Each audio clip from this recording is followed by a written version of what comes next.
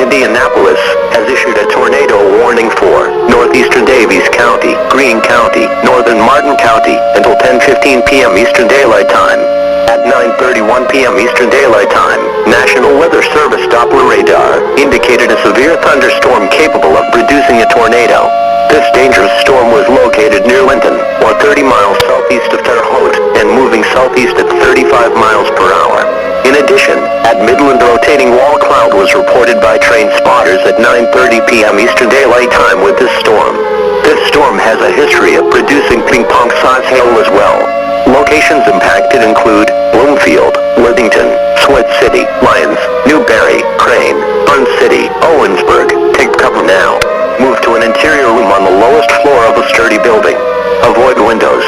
If in a mobile home, a vehicle or outdoors, move to the closest substantial shelter and protect yourself from flying debris.